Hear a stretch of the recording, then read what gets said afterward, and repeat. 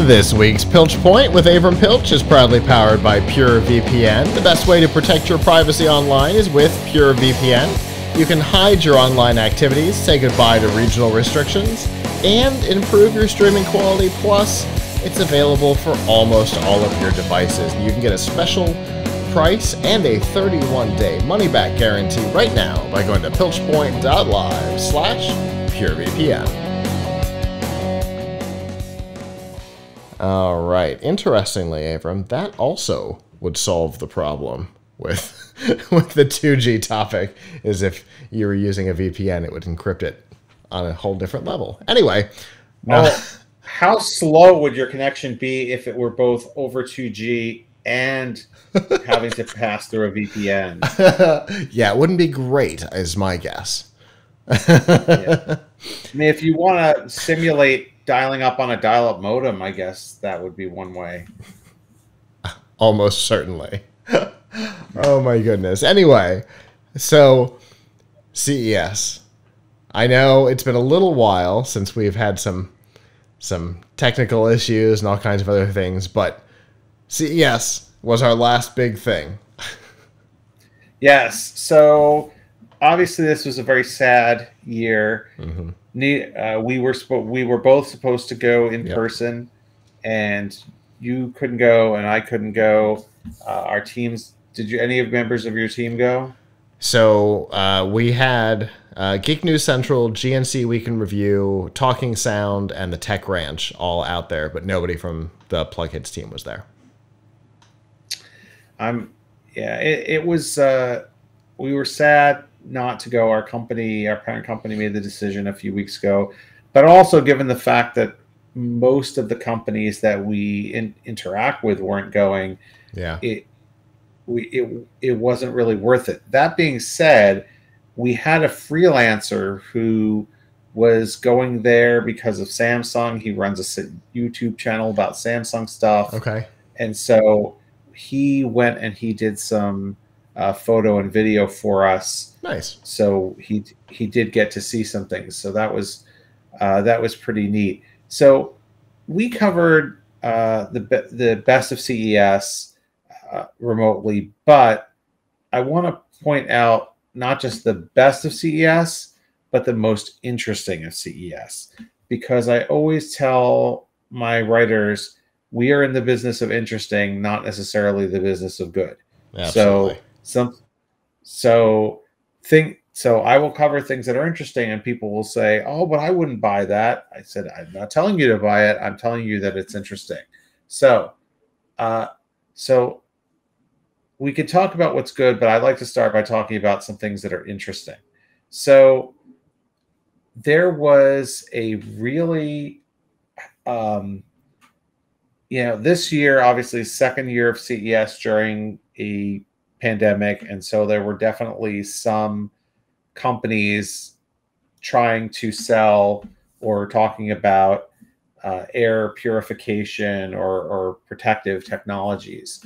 And I got a pitch from this small company named Air-Clenz, and Air-Clenz wants to put a filter, a HEPA filter, into your monitor.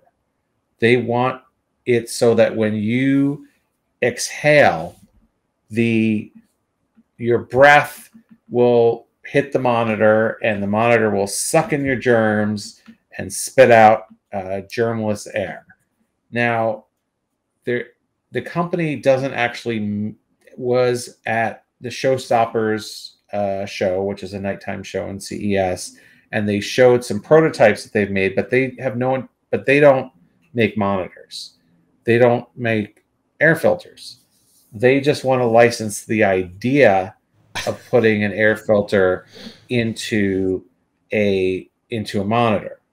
And I had a briefing with them before the show, and we talked, and they said, yeah, we can put in however many fans, whatever. We're looking for a partner. We're looking, they're hoping to find a company like ViewSonic or LG or Dell or whoever makes monitors and license them the IP, the idea basically of putting in your monitor. And they they demoed their, monitors, which they just had taken off the shelf monitors and put HEPA filters and 6 fans into them. But I want to show you just a screen share of what you see on their website. So, here's their website where they sort of show you. Here's a mock-up of what the monitor would look like. So really, it's just like it's got a bezel around it, and then the bezel sucks in the air that's coming from your mouth, the particles that are coming from your mouth, and then spits it out the back. They also want to be able to do the same thing with this docking station for your laptop. And then they don't want to talk about this too much, but they also have some ideas of maybe how you would do the same thing in a classroom by putting a giant box around your laptop, or in the school cafeteria. And so what do you think of this? Before I tell you what I think and what I've learned when I actually interviewed a real aerosol scientist about it, what do you think of this idea? Oh, I don't think you want to know what I think. I'm going to also pull up our article where we have real pictures of it, because their website doesn't have actual pictures. It's just all mocks, right? Okay. But like, we got the guy, our freelancer, to go by their booth. So he actually got real photos of their demo. And you can see the back here. It has six fans, which I think are all 70 CFM. So anyway, I spoke to, like I said, we're in the business of interesting, not the business of good. I don't think this is, like, in the sense that people put air purifiers on their desks, and if you wanted to save space by putting the air purifier into something else that's on your desk, like the monitor, I guess that could be useful. But their claim, let me see if I can find the picture that they had. So here's the picture that they show where to sort of demo. I don't know why this picture a little bit cracks me up, because it looks like the person is hurling all over the monitor screen. I was taking a drink just as you scrolled that into view, and I almost spit it out, because that's absolutely what it looks like. I mean, it kind of looks. I mean, I don't know. This is their idea, but it to me, it sort of looks like, I don't know, that scene in Stand By Me where all the kids in the cafeteria are just vomiting. But it's not supposed to be vomit. It's supposed to be exhaled particles, and so they hit the monitor, and indeed the monitor sucks them in. Now, there's some inherent problems with this. One is, people do not sit at their desk and stare straight ahead at the monitor all day. Very true. And they know this.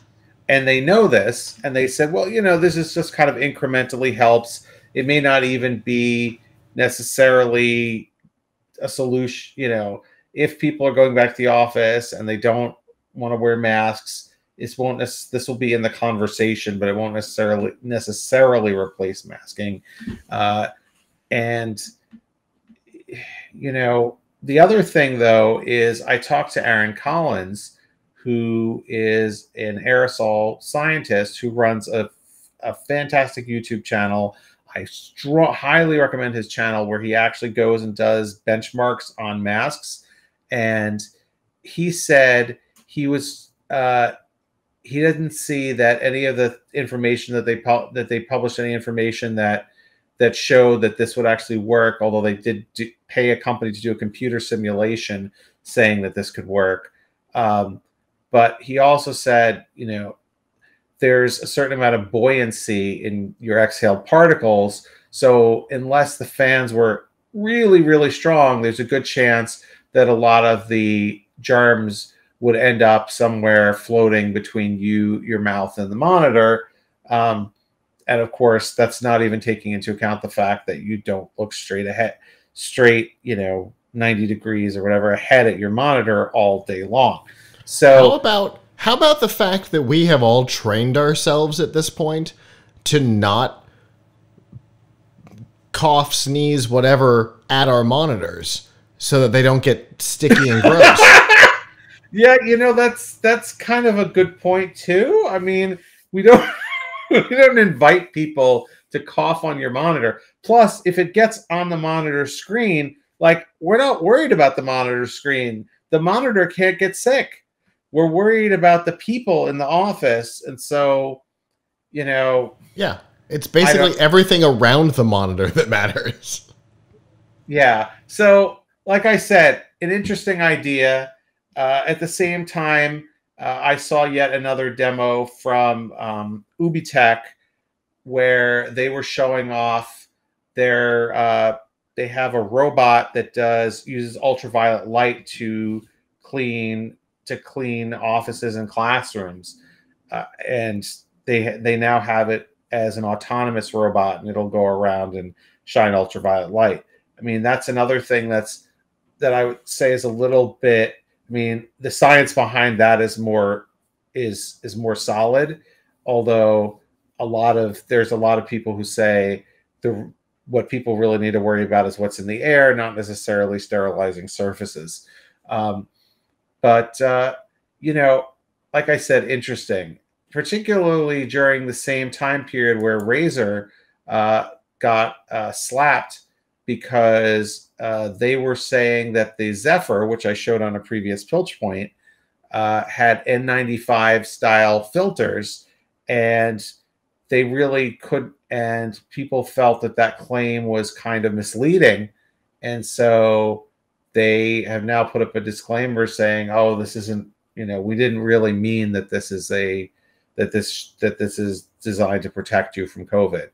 Although, why you would wear it just for the fashion statement and not to protect yourself from COVID is a good question.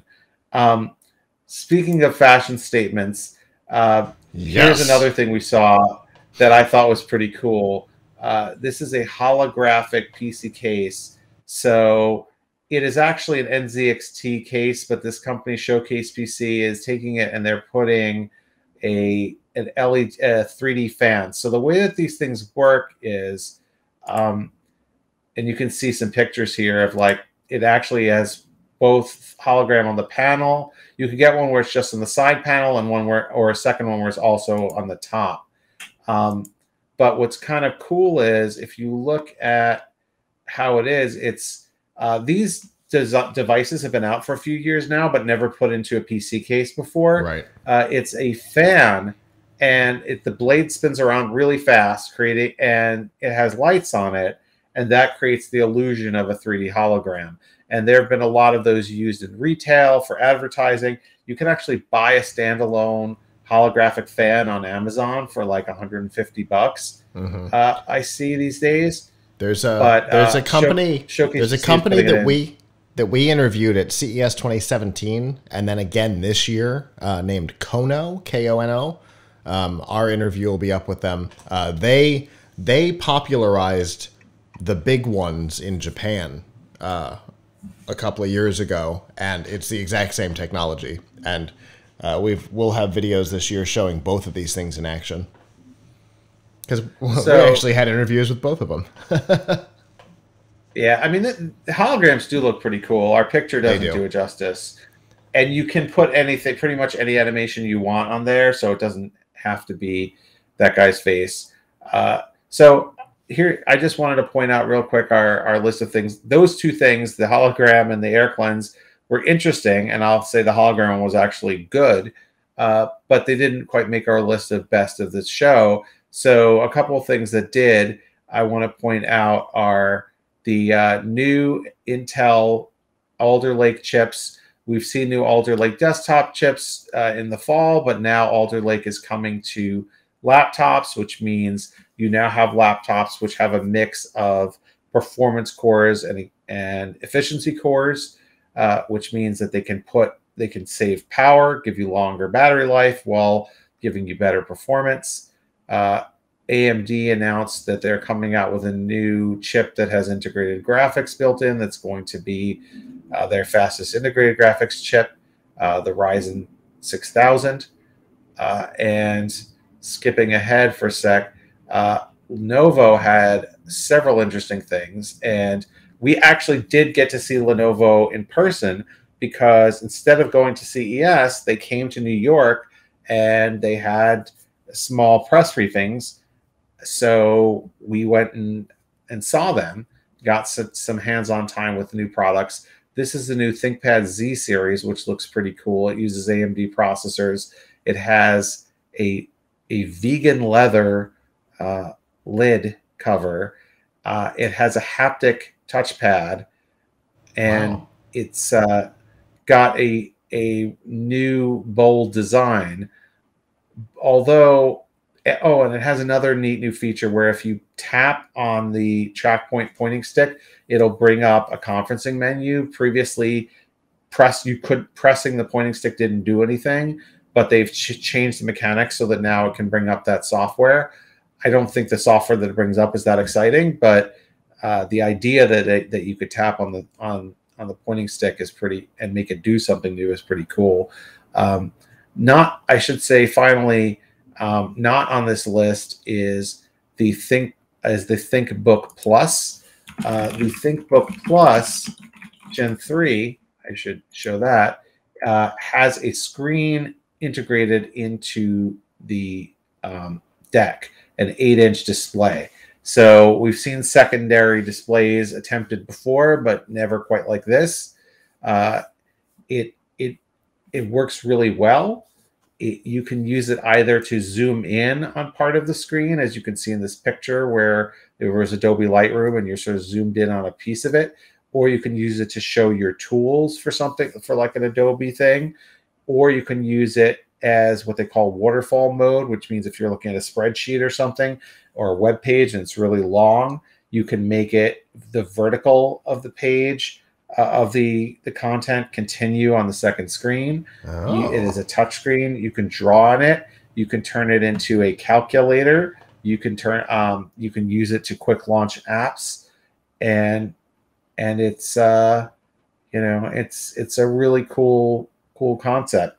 It's coming only to this laptop, the ThinkBook, not ThinkPad, the ThinkBook, which ThinkBook is their sort of alternative business laptop line, which doesn't have the same cool keyboard and pointing stick as ThinkPad, but it's kind of a neat concept, and very interesting. But there was a lot to talk about with CES, and so I will just say that check out our Best of CES 2022 coverage on Tom's Hardware to see more. Yeah, that's okay. So the Lenovo thing is interesting, because Alante and I watched I want to say it was Asus. Who does ROG?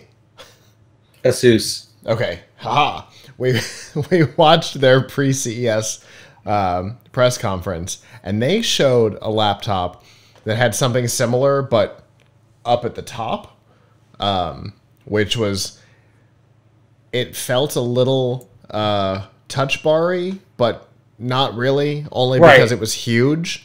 And it's so far away. Where this is, I can totally see, and I'm thinking Alante in particular, I can totally see Alante using that as a drawing pad. The bigger screen up top and drawing pad on the side. Oh, yeah. He'd lose it for that. Yeah, you could do that. The other thing that's interesting is that pen has a Pantone scanner in it. So if you see a color that you like, you can scan the color, and it'll get scanned into your screen. So this is definitely made for creative professionals. Yeah. I just wish that they had done it as a ThinkPad, because the ThinkBook keyboard just isn't nearly as good. But nevertheless, it's an interesting concept, and I think they're more willing to take risks on the ThinkBook brand than the ThinkPad brand. So yeah. So that's why you're seeing this there. But it is neat. I mean, we've seen many attempts at second screens, including Asus having some in the touchpad, right? where the Oh touchpad yeah. could be a second screen. But here, it's not taking the place of your touchpad, although I guess you could make it take the place of your numpad if you want, because there's no numpad, and you could, I think there's a calculator, and I think there may be a numpad function for it also. But I mean, there's a lot that you can do with it. It seems like it's actually highly functional, and I think the location of it is good. And Yeah. obviously, for me, the dream would be to have a full size screen that kind of slips out the side of the lid. Uh-huh. And we have seen some attempts to do that by third Yeah. party vendors, but they are all very, very clumsy. Like you stick it on the back. So this is probably the best, most practical laptop second screen that I've seen. Yeah, for sure. And it's interesting that you mentioned the other style, because I got pitched a new one of those during CES this year. But yeah, that's a lot of interesting stuff. We also had an interesting collection of things. One of my favorites was a company called Lumalore, which is essentially an electroluminescent film or paint that can. They've got big plans for like safety type things, you know, helmets and bikes and scooters and motorcycles, so it can actually be illuminated, but not, you know, with LEDs, and you know, it's really interesting technology. And he shows it off on the interview, which is on the website. But I can also see it for branding and stuff once they get down the idea of changing colors, which they're working on now. They've got 2 colors, and they're very similar currently. But you know, their focus is currently on safety stuff, and these are the colors that you would want for safety. But so there was a company, number 33. So it's interesting. I know a lot of our interviews by their position in our show. This is, I don't know if you saw this. It's a product called On to Cook, ON, the number 2, and then the word cook.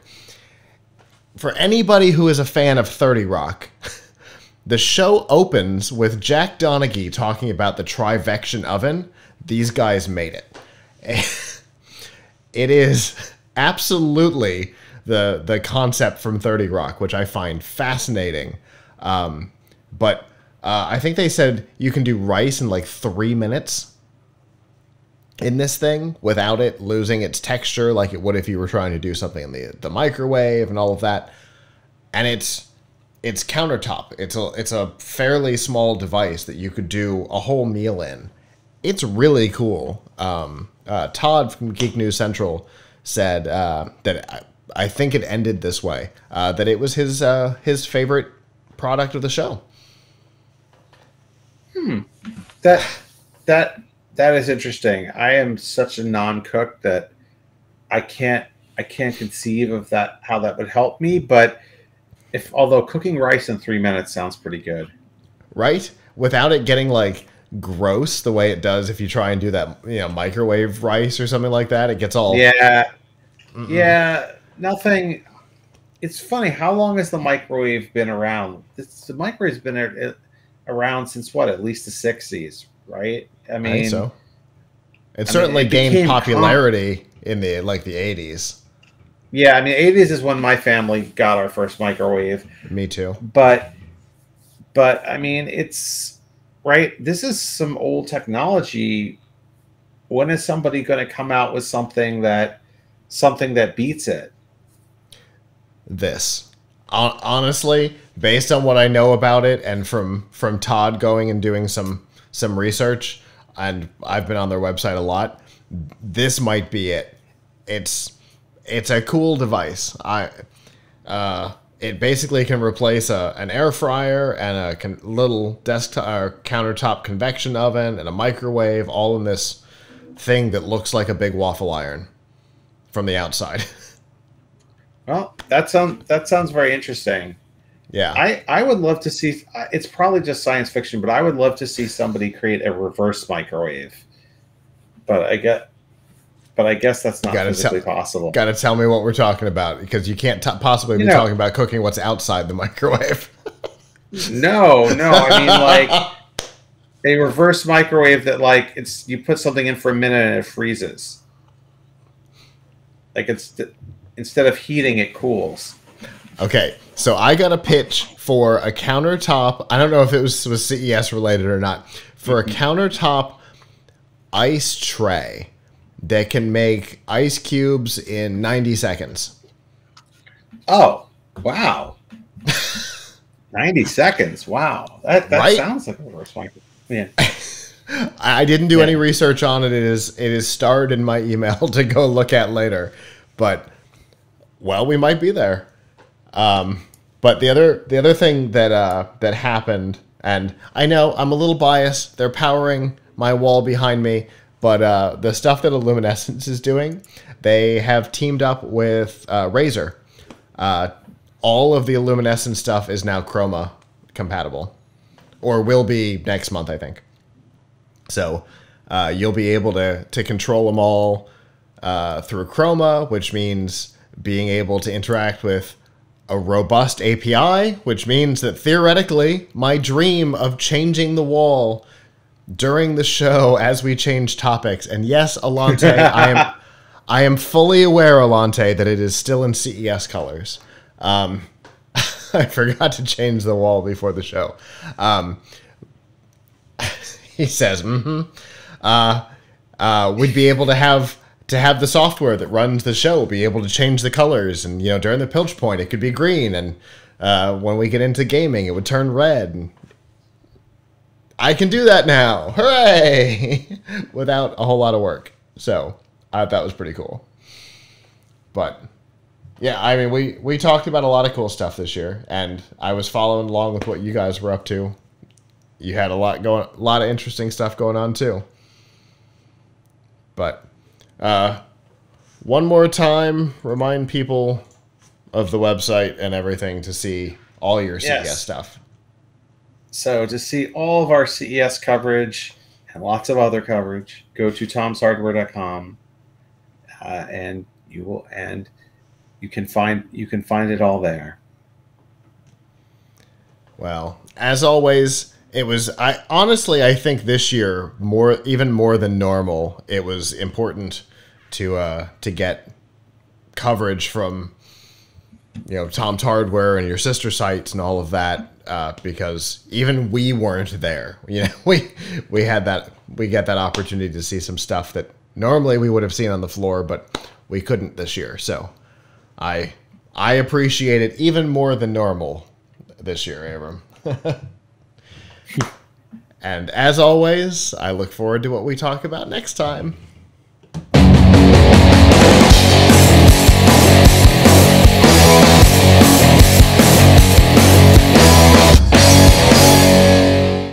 Hello, YouTube. Thanks for watching, and I hope you enjoyed this episode of The Piltch Point with Avram Piltch. If you did, please subscribe to our channel, and of course hit the notification bell, since subscriptions don't mean much on YouTube anymore.